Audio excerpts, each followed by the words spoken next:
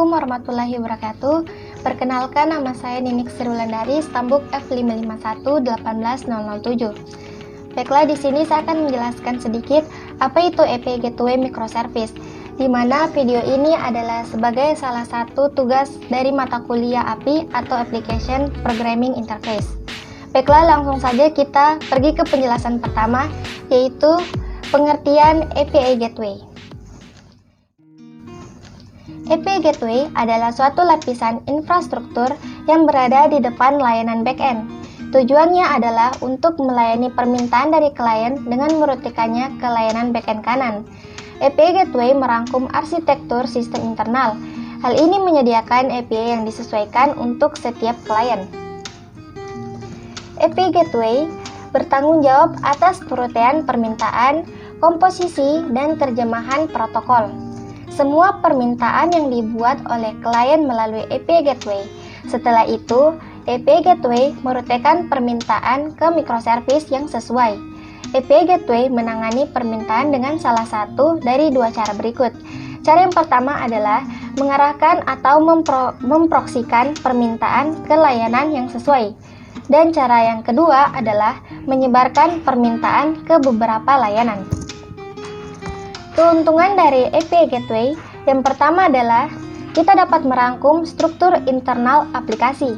Yang kedua adalah klien dapat langsung berbicara ke API Gateway. Yang ketiga adalah dapat mengurangi jumlah perjalanan pulang pergi antara klien dan juga aplikasi.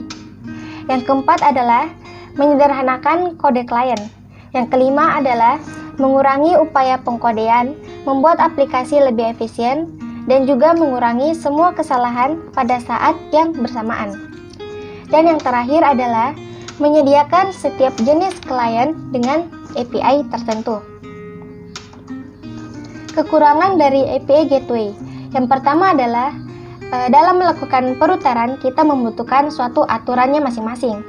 Jadi tidak sembarangan melakukan perutiran. Yang kedua adalah ada kemungkinan satu titik kegagalan.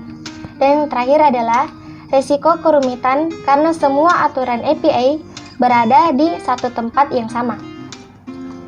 Nah, bisa dilihat ini adalah salah satu contoh dari API Gateway, di mana salah satu tugas dari API Gateway adalah melakukan reroute dari request yang dilakukan front-end ke masing-masing back-end service. Bisa dilihat, di sini terdapat aplikasi mobile dan juga aplikasi website yang terhubung ke API Gateway yang sama. Lalu, API Gateway ini terhubung ke dua service, yaitu service A dan juga service B, di mana pada service A terhubung ke database A dan juga service B terhubung ke database B, di mana jika terjadi kesalahan atau gangguan di service B, maka pada service A tidak akan mengalami kerusakan yang ada di service B, begitupun juga sebaliknya. Selanjutnya kita beralih ke penjelasan yang kedua, yaitu tentang microservice. Microservice adalah layanan individu dan otonom, tetapi tidak berfungsi dalam isolasi total. Sebaliknya, mereka digabungkan secara longgar untuk menciptakan pengalaman kohesif yang serupa dengan yang dicapai oleh satu volume kode aplikasi yang lebih besar. Dengan arsitektur microservice, setiap layanan individu dapat diterapkan secara independen dari seluruh sistem. Hal ini memungkinkan untuk meningkatkan layanan tertentu untuk kinerja dan ketahanan yang lebih baik.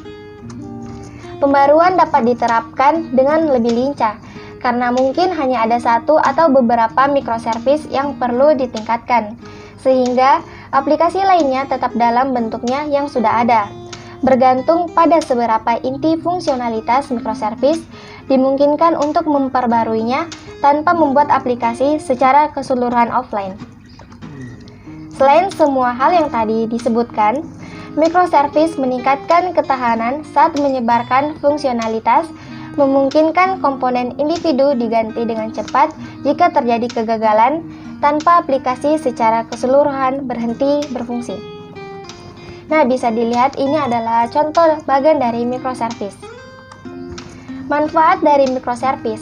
Yang pertama adalah microservice yang baru saja dikembangkan dapat dengan mudah diuji. Dan yang kedua adalah meningkatkan ketahanan saat menyebarkan fungsionalitas. Yang ketiga adalah jika terdapat kegagalan, maka penggantian komponen individu dapat dilakukan secara cepat. Kelebihan dari microservice. Yang pertama adalah aplikasi scalable, secure, dan reliable. Setiap service berdiri sendiri. Yang ketiga adalah maintenance atau perbaikan atau perawatan aplikasi lebih mudah. Yang keempat adalah tidak ada hambatan dalam menggunakan teknologi baru. Dan yang terakhir adalah setiap tim developer atau tim pengembang dapat mengembangkan setiap servisnya tanpa ada mengganggu servis yang lain. Kekurangan dari microservice. Yang pertama adalah ketika satu entity pada database berubah, maka setiap entity yang sama di setiap database service harus diubah juga. Yang kedua adalah untuk beberapa kasus sulit untuk menerapkan perubahan service, jadi perlu adanya perancangan yang sangat matang. Yang ketiga adalah deployment yang kompleks. Perlu konfigurasi untuk menjalankan setiap service karena memiliki runtime yang berbeda, tetapi tidak seperti aplikasi monolitik tinggal upload, deploy, dan selesai. Yang terakhir dari kekurangan microservice adalah perlu automation yang tinggi dalam melakukan deployment. Selanjutnya kita akan beralih ke penjelasan berikutnya, yaitu API Gateway Microservice. Nah, bekerja dengan Gateway API Microservice dapat sangat mengurangi upaya pengkodean, membuat aplikasi jauh lebih efisien, dan mengurangi semua kesalahan pada saat yang bersamaan. Keuntungan menggunakan microservice adalah tidak perlu berinteraksi dengan basis kode yang besar, di mana microservice kecil dan juga fleksibel.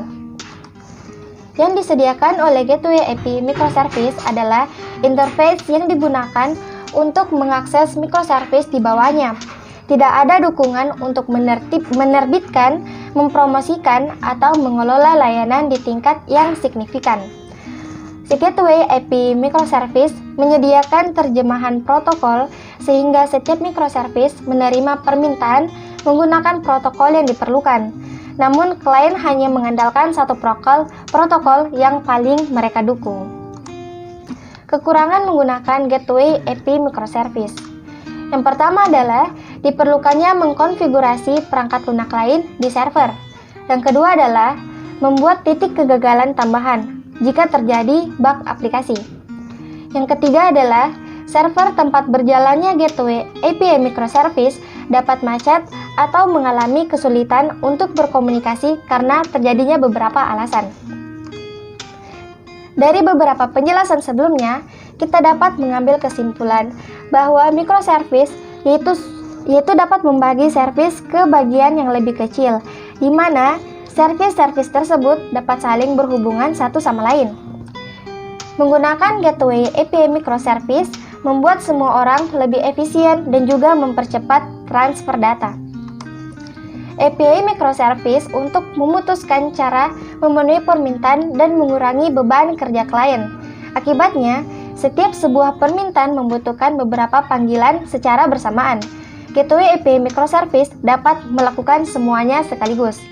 Begitu pula saat Gateway API Microservice harus terlebih dahulu mengautentikasi pengguna sebelum membuat permintaan microservice. Nah, itulah penjelasan yang dapat saya sampaikan pada video kali ini. Semoga bermanfaat. Terima kasih telah menonton video ini. Wabillahi taufiq wal hidayah. Wassalamualaikum warahmatullahi wabarakatuh.